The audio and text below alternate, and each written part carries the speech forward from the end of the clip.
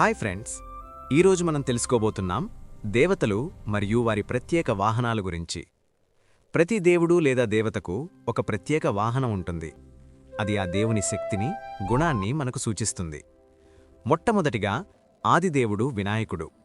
బాధలు తొలగించేవాడు, విజయం మరియు మేధస్సు ఇచ్చేవాడు వినాయకుడు. వినాయకుడు వాహనం మూషికం, అంటే ఎలుక. మూషికం చిన్నదైనా చురుకైనది. ఇది మేధస్సు, చతురత్వం, సమస్యల పరిష్కారం మరియు సాధన శక్తిని సూచిస్తుంది. ఇక రెండవది, సంరక్షకుడిగా ప్రసిద్ధి అయిన దేవుడు మహావిష్ణుమూర్తి. విష్ణుదేవుని వాహనం గరుడు. గరుడు ఒక బలవంతమైన పక్షి. గరుడు వేగం, ధైర్యం మరియు భక్తిని సూచిస్తుంది. ఇక మూడవది, నాశనం మరియు పునర్నిర్మాణ దేవుడు శివుడు. శివుడు వాహనం నంది. నంది శాంతి, ధైర్యం మరియు ధ్యానాన్ని సూచిస్తుంది. ఇక నాల్గవది, సృష్టికర్తగా ప్రసిద్ధి చెందినవాడు బ్రహ్మదేవుడు. బ్రహ్మదేవుడు వాహనం హంస, ఒక అందమైన సువర్ణహంస. హంస జ్ఞానం, వివేకం మరియు పూర్ణతను సూచిస్తుంది.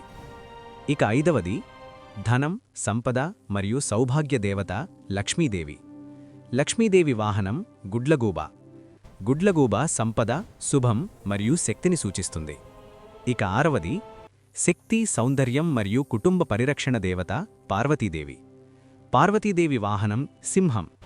సింహం శక్తి, ధైర్యం మరియు అహంకారాన్ని జయించే శక్తిని సూచిస్తుంది.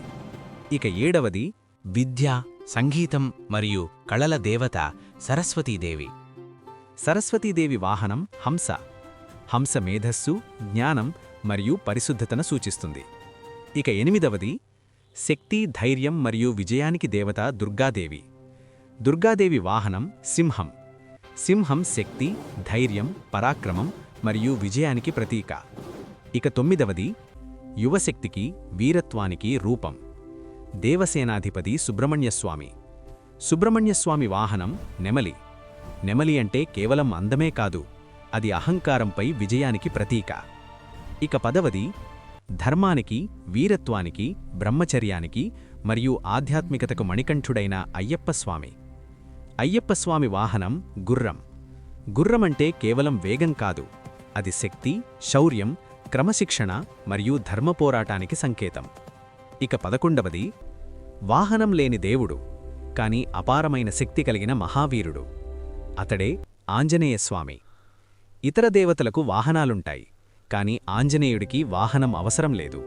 ఎందుకంటే ఆయనే తనకు తానే వాహనం. వాయుపుత్రుడిగా జన్మించిన ఆంజనేయుడు వాయువేగంతో ఆకాశంలో విహరిస్తాడు. పర్వతాలను మోసేంత బలం అతనిలో ఉంది. సముద్రాలను దాటేంత ధైర్యం అతనికి ఉంది. శ్రీరామనామం వినిపిస్తే ఆంజనేయుడి హృదయం కంపిస్తుంది. భక్తి, శక్తి, త్యాగానికి జీవంత రూపమే ఆంజనేయుడు. వాహనం అవసరం లేని దేవుడు, అతడే మహావీర ఆంజనేయస్వామి.